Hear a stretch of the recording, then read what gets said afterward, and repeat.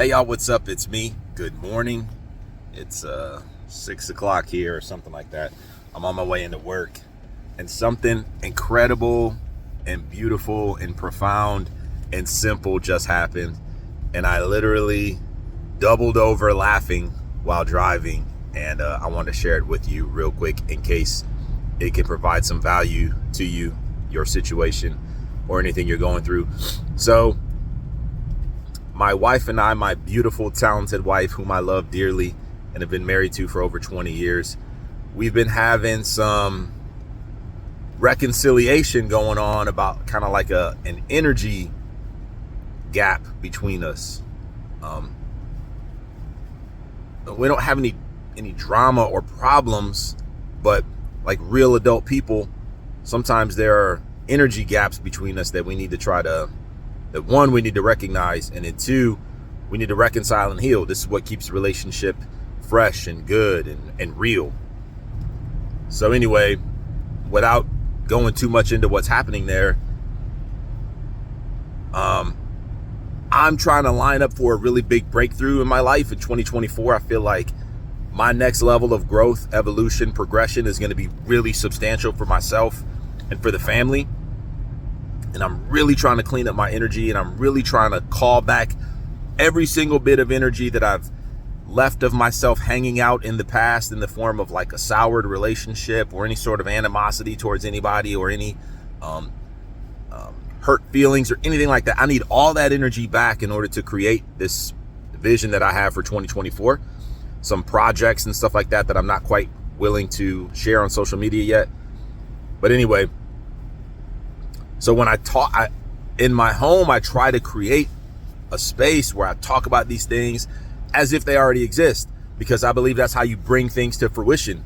You give appreciation for these things as if you've already received them. And it's tough to do. It's tricky to do. I've been trying to master this process for years and years and years, and I've done it to a degree, but in order to do it at the next level that I know I'm capable of, that I feel instinctively that I'm capable of, in order to do it at that level, it requires a depth that I haven't quite reached yet. I'm there now. I feel it. It requires a clarity.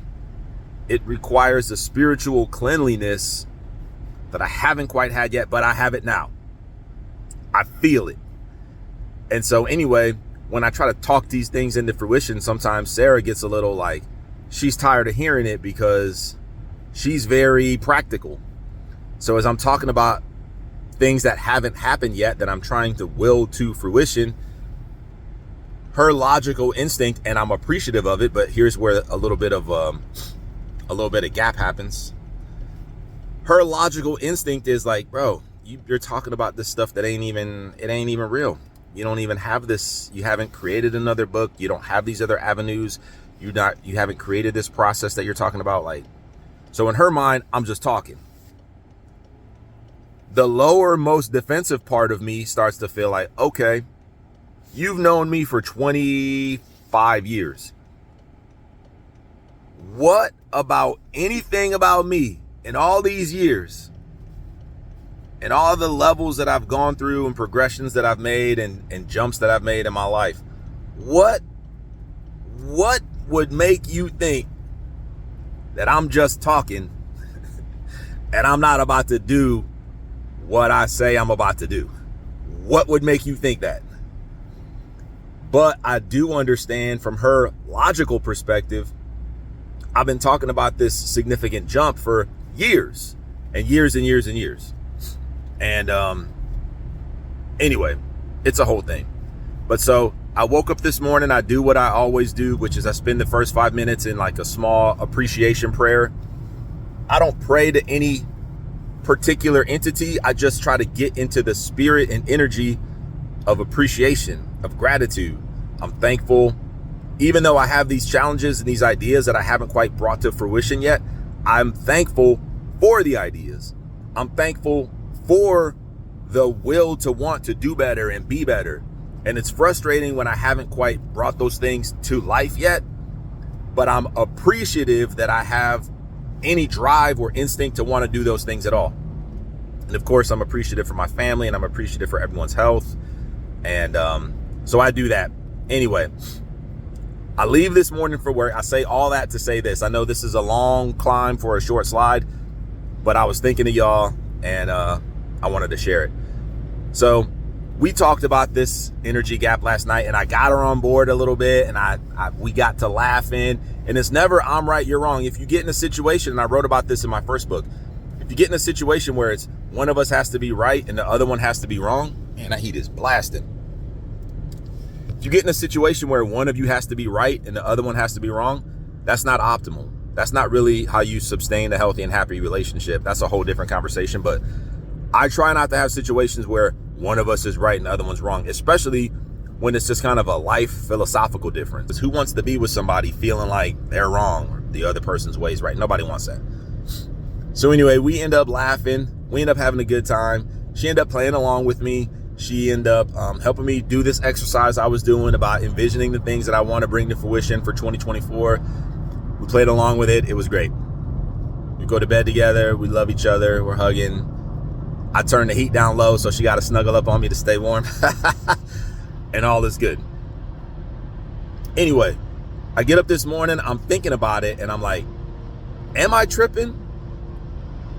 Is she right? Just that little bit of, I know I just told you recently, no doubt, no fear, no hesitation, but it's something you have to consciously stay aware of, because in a moment, that stuff can creep back up on you.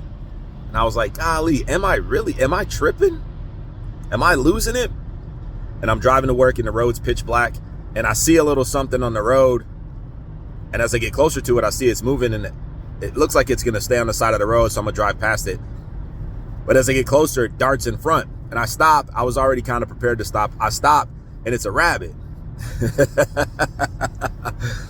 It's this cute little rabbit, and it comes across the road, and it stops, and it turns and looks at me, and it's just me and this rabbit. It's probably only a couple seconds that it looks at my car, it looks at me, and then it goes on across its path. And one, I thought it was a beautiful moment. My main point about this stuff is when you start to wake up to the next level of life, you understand that you assign value to the things that happen to you, to the situations and circumstances in your life. You assign as much value to them as you want. A skeptic or a person who wants to be kind of shut off to the magic of the world and to the universe, the higher powers, could easily say, bro, you're driving a car, rabbits in the road, so what? Stupid. Don't be, don't reach. A person can say that. And what they'll find in their life is that they're creating what they say to be true. You're making those things true. You'll be right.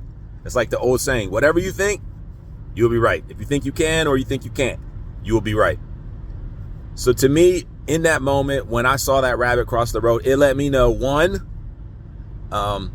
keep believing in things that you feel that you can't quite see, but you know in your heart and your soul and your gut, you feel it.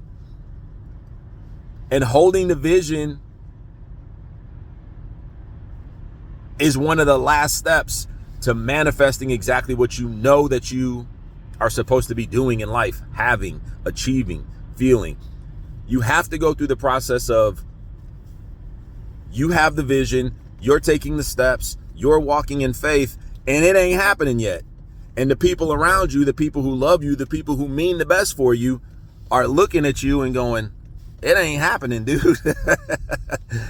You are tripping at this point. It ain't happening.